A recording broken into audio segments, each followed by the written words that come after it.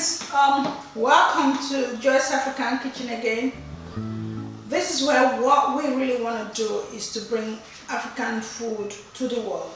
We just want people to appreciate how amazing this food is and the amount of nutrients and flavors that we have with African food. So we want you to start accepting it and enjoying it and just be part of what is going on. My name is Joy and I'm going to bring you another exciting meal today.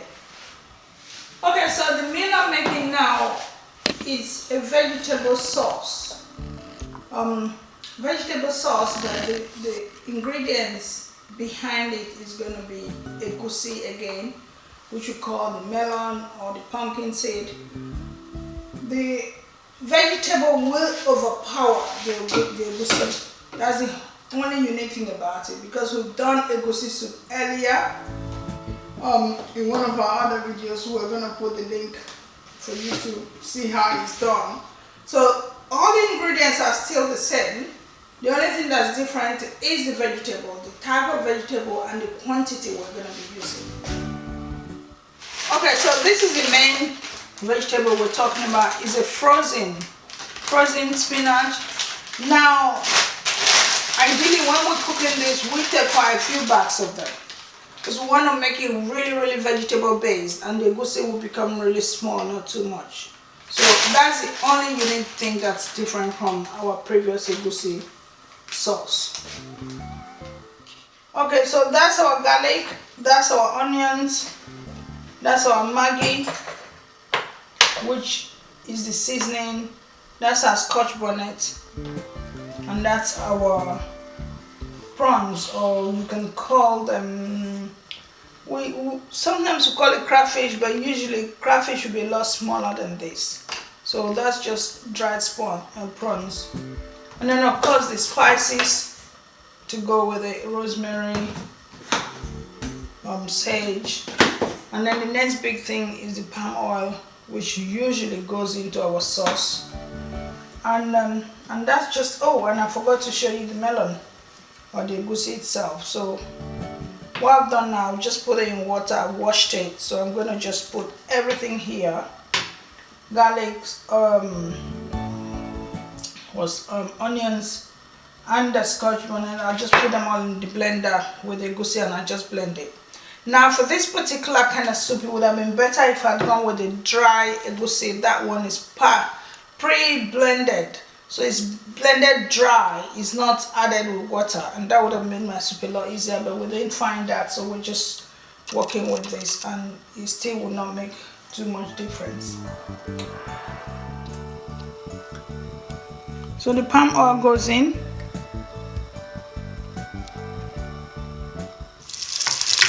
And then goes in your blended egusi and the rest of the items.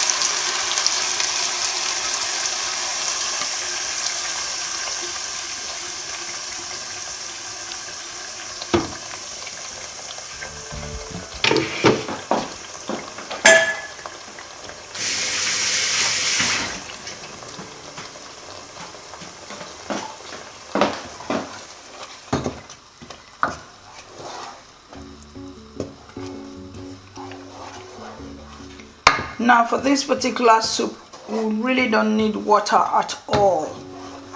So that's why dry egusi would have been fine. Okay, so we're going to just add some of our spices. This is rosemary.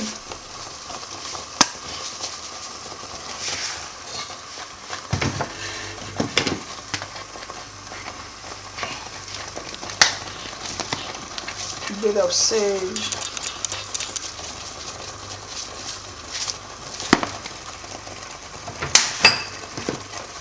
some salt, our seasoning,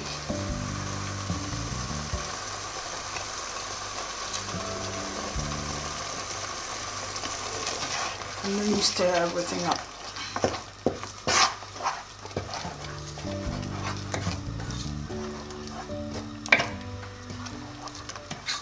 So you give it about 3 minutes to cook this all out, really cook out the water, because we really want it to be really dry. See how the pot is really showing. So now we introduce the meat.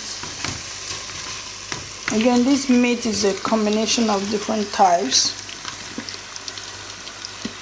There's what we call shake, which is the skin or intestine. Yes, that's what they call tripe as well.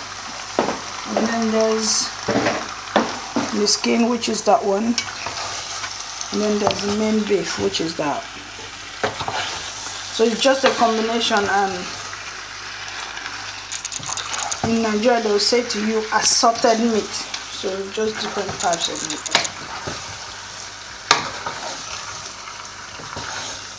Okay, you might just think this person loves meat.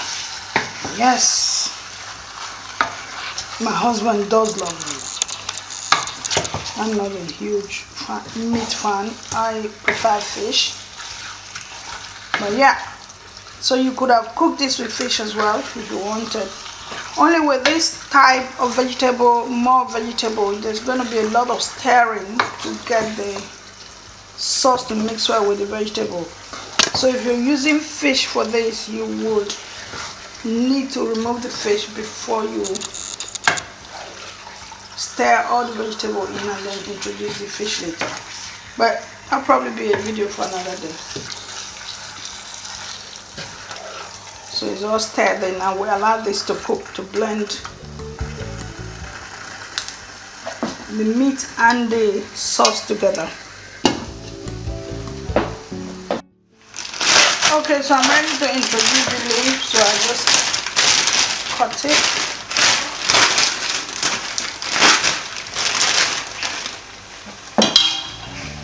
And then I stir. Everything is all blended together. On the whole, about 5 to 6 minutes, allow it to really cook well, which is what I've done. So leaves ready, and then I just put it straight in.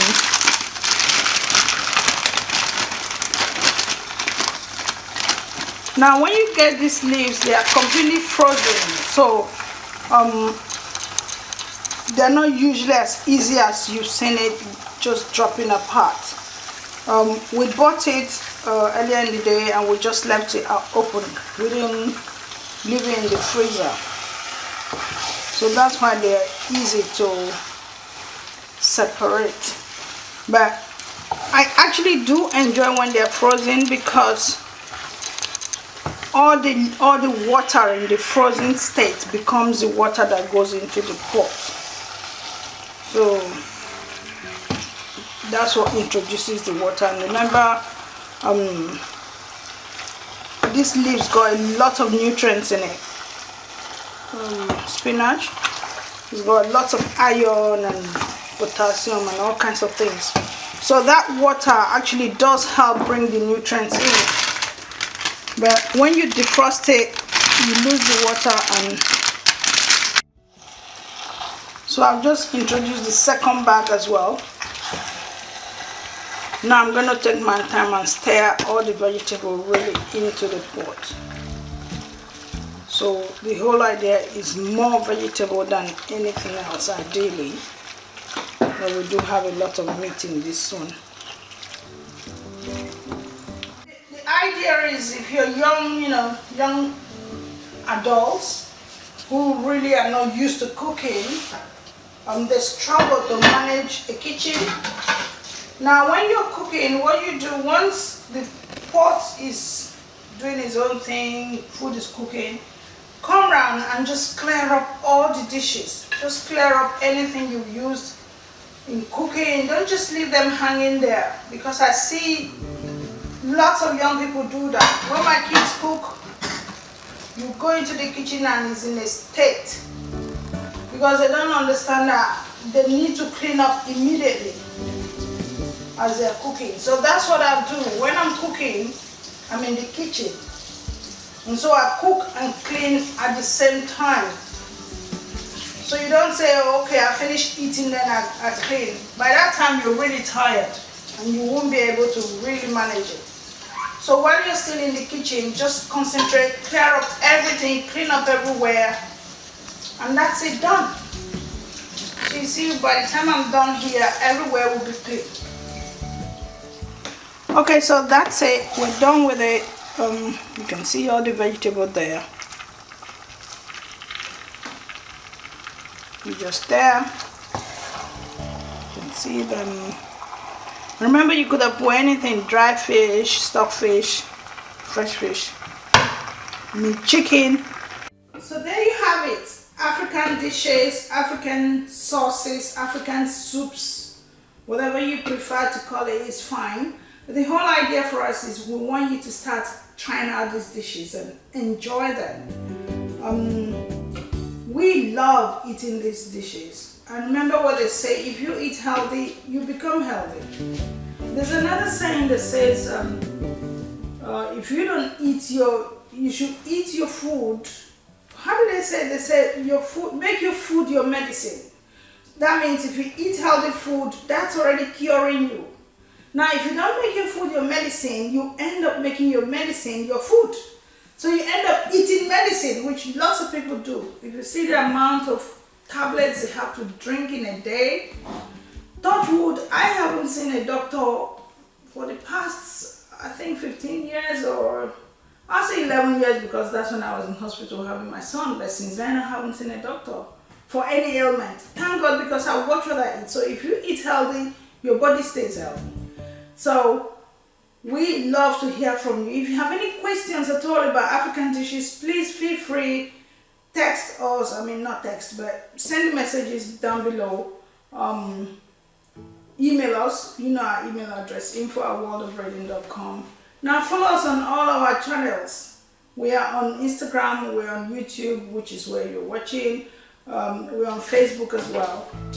Facebook, I don't know if, I call it NutriLife. So NutriLife is on Facebook, NutriLife is on Instagram, and then World of Reading contains everything else. So we'd like to see you in our next video when we bring you another beautiful meal from Africa. Stay blessed, and we love you. Remember to give us a thumbs up if you love this. Subscribe, because there's so much more coming your way. Share this with your friends, especially you young ones, because you want to know how to do these things and have a healthy life. Stay blessed. God bless you.